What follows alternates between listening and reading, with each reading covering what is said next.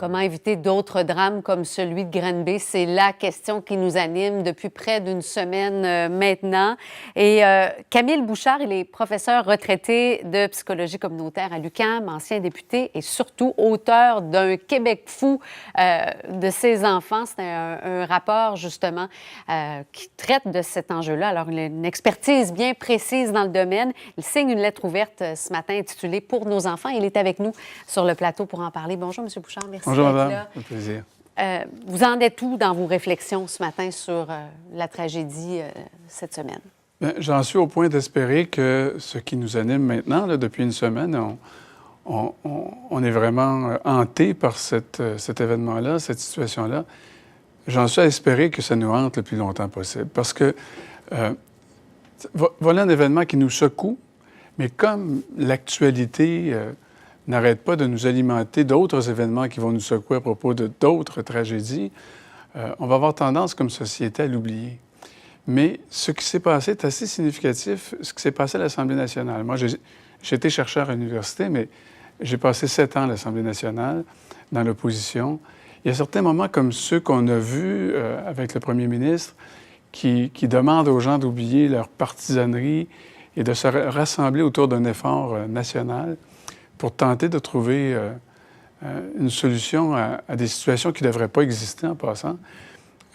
Ça me donne, à moi, en tous les cas, un espoir. Et je trouve que c'est un signal qui est très fort d'un point de vue, non simplement politique, mais d'un point de vue social. On l'a dit, il va y avoir un après-Granby. Il va y avoir un après-Granby. Et j'espère, moi, qu'on ne lâchera pas cette idée qu'il nous faut une instance transpartisane ou non partisane pour arriver à avoir ce qui, dans notre système d'accueil des enfants, jusqu'à la fin de leur développement infantile et de jeunesse, jusqu'à 18 ans, quels sont les services, les programmes, les lois, les politiques que l'on a adoptées durant les dernières années qui vont bien et celles qui nous font défaut. Il faut revoir ces politiques-là?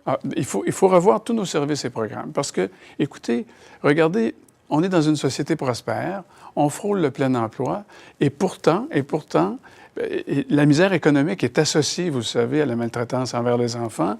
C'est pas automatique, mais c'est un grand risque. Moi, j'avais dit en 1991, la misère économique, c'est comme une courbe dangereuse. Vous vous engagez avec votre auto là-dedans, c'est pas nécessairement le cas que vous allez faire un accident, mais les risques sont plus grands. Or, nous sommes dans une société riche, prospère, qui se développe bien économiquement, mais le taux d'enfants, le nombre d'enfants qui arrivent chaque année au guichet de la DPJ ne cesse d'augmenter. Il y a eu une augmentation de 66 % durant les 15 dernières années. Par jour, là, ce que ça veut dire, ça, c'est que le téléphone sonne pour l'équivalent de 4 autobus scolaires remplis d'enfants. Par jour. Et vous devez répondre. Quand vous êtes à la DPJ, voir si le signalement est fondé, si les faits sont assez sérieux pour qu'on puisse continuer l'évaluation. Au bout du compte, on dit, bon, il y a 40 à 50 % de ces cas qui ne sont pas sérieux à ce point qu'on va les accepter à la DPJ, mais on s'assure que d'autres personnes, s'il y a un petit problème, qui font le suivi. Mais tout ça, c'est fort complexe, comme vous le voyez. Mais avant que ça n'arrive à la DPJ, normalement, on devrait pouvoir accueillir et suivre ces familles et ces enfants qui présentent des problèmes alors qu'ils ne sont pas aussi criants qu'ils peuvent le devenir éventuellement. Et ça, c'est la première ligne de nos services. C'est les CLSC, les organisations communautaires, etc. Donc, c'est ça. Vous le dites, il y a plusieurs aspects. Là. Vous dites que la DPJ ne doit pas porter à elle seule tout le poids de la mort de cet enfant-là. Par contre, les besoins augmentent, mais l'argent, les budgets ont baissé. Oui. Alors, les budgets n'ont pas suivi. Quand vous avez une augmentation de 66 % de clientèle dans n'importe quelle organisation, dans n'importe quel commerce, vous organisez pour avoir plus de gens pour accueillir les personnes qui se présentent, ça n'a pas été le cas. Ça n'a pas été le cas. Et plus que ça, moi, j'utilise l'expression « on a désossé le système ». Très récemment, on a fait une réforme. M. Barrette a fait une réforme. Et il demandait à tous ses gestionnaires de se représenter à un poste au 1er avril de l'année de la réforme pour pouvoir réappliquer sur un emploi. Mais il avait éliminé dans son scénario un tiers des postes de gestionnaires en services sociaux, en DPJ.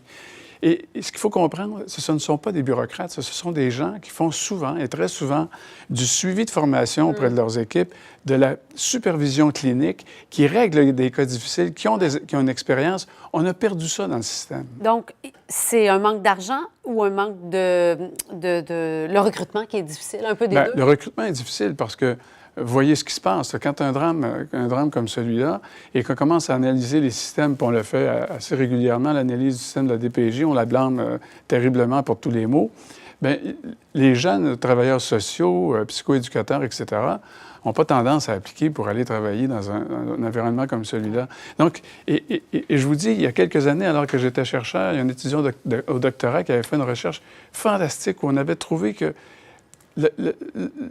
l'élément principal là, dont doit tenir compte un intervenant dans ce milieu-là, c'est son propre stress. On a peur de manquer notre coup. On a peur même d'être... Souvent, ce sont de jeunes femmes qui ont peur d'être agressées parce que vous intervenez à un moment où la famille est en détresse et souvent, elle ne veut pas vous voir. Ils ne veulent même pas vous parce laisser rentrer. Non, parce qu'elle se trouve coupable, ou bien elle se sent coupable ou inappropriée vis-à-vis d'un comportement qu'elles ont eu ou pas à propos de leur enfant. Elles entendent parler qu'ils peuvent...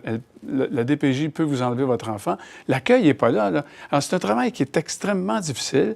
Donc, il faut arriver à réorganiser ce système pour que les intervenants ils trouvent un appui solide, un soutien continu de la part de leur environnement de travail, de leurs collègues et de leurs supérieurs.